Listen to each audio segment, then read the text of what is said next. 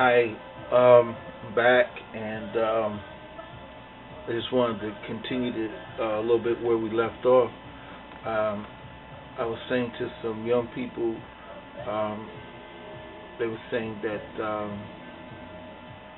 they are they don't know how to talk to their parents. They don't know how to express themselves to their parents, and we as parents a lot of times make it hard for our children to come tell us when we're in trouble, or to come speak with us when they get into situations, because sometimes we become so holier than thou. We become so uh, favored and saved until they feel that if they come to us and say something to us that we're gonna kill them, and sometimes we forget.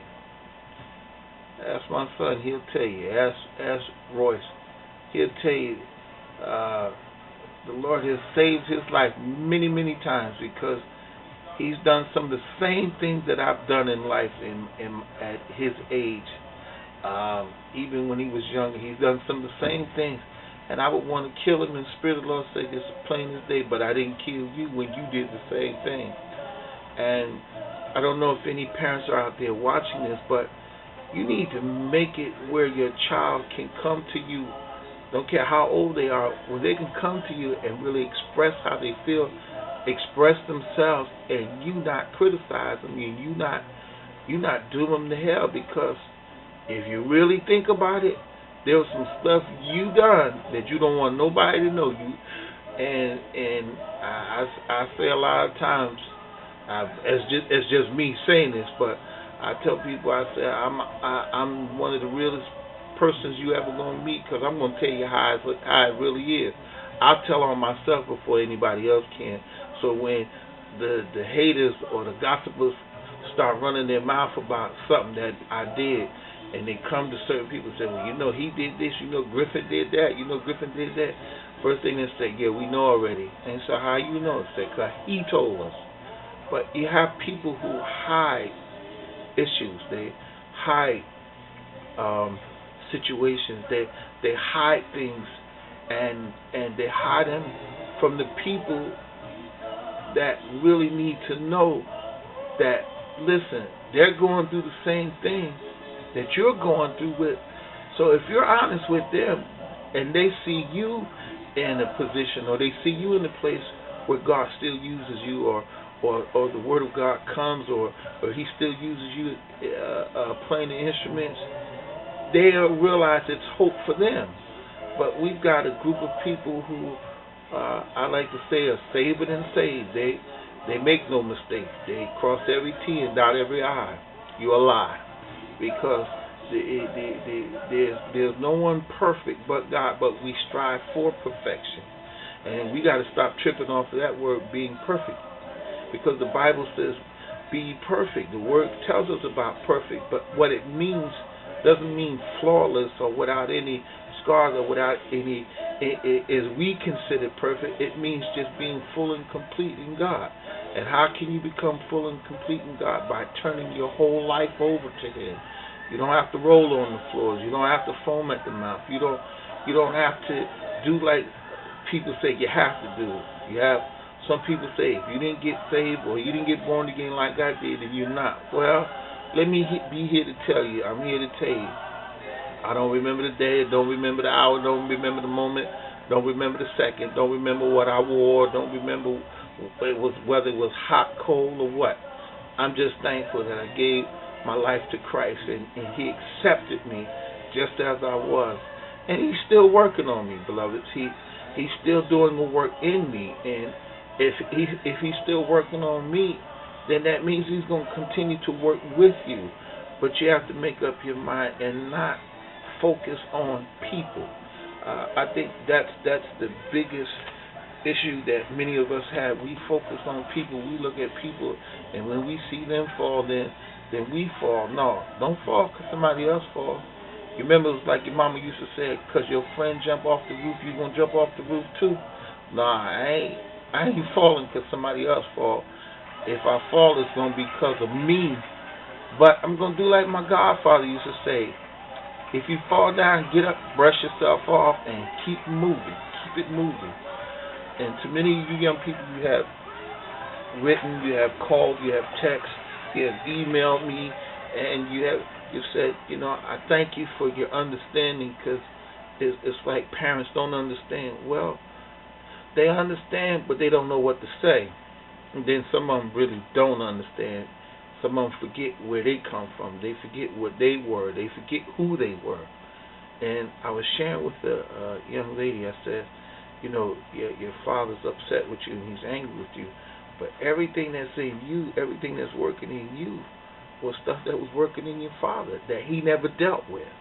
And sometimes we have those things that we don't deal with, and us not dealing with it. When it happens to our children, we want to kill them, but we can't, because guess what? They're only a part of us. And we have to remember that our children, young, old, middle-aged, whatever, they have our DNA in them. So parents, especially fathers, I think I shared this with you earlier.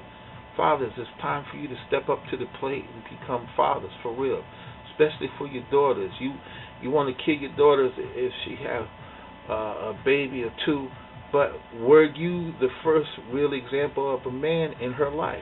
Were you the one that she can come to and receive the love that she needed? Come on.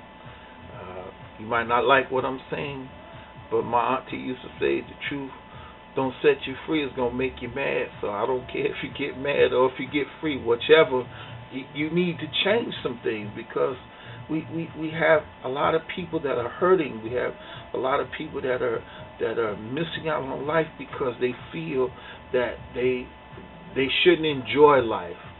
I had a young lady tell me one time, she said, I'm too happy. I shouldn't feel this happy. I said, the word said, I come that you might have life and have it more abundantly. Why shouldn't you feel happy? I just shouldn't feel happy. Listen, we go through enough.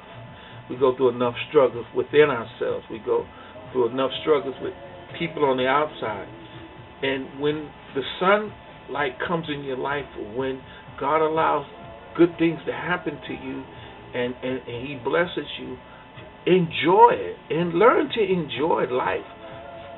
Learn to enjoy who you are. Learn to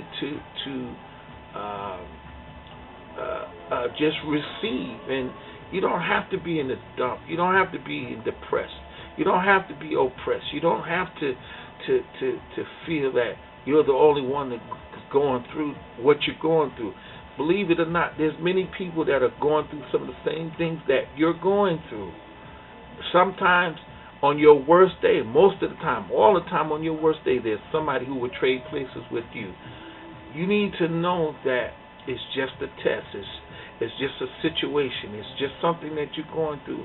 But there is hope. There is help. There's someone that you can look to that's always there. If that's always available. He's never late. He never turns a deaf ear. Sometimes one young lady said to me, she said, the reason I got in much of the trouble that I got in because I was looking for love from my dad, and he didn't give it to me. And she said, but now I know who my real father is. And she says, even when my natural father doesn't give me what I need, my spiritual father is always there. And that's the way we have to look at things. That's the way we have to live our lives, even though sometimes the natural person is not there.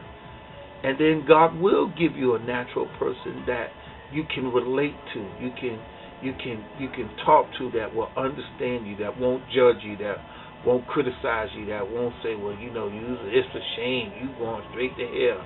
Because people like to tell folks they going to hell, even when we just like to say you going to hell anyway, or go to hell. But what I'm trying to get you to understand is there is someone, there are people who truly understand life and understand the problems, the situations of life. And we're here to help you. We're here to be a part of your life, to see you through, to let you know that you're going to make it, that it's not as bad as you think it is. It's not as bad as it looks. And you can make it. You can overcome every obstacle in your life.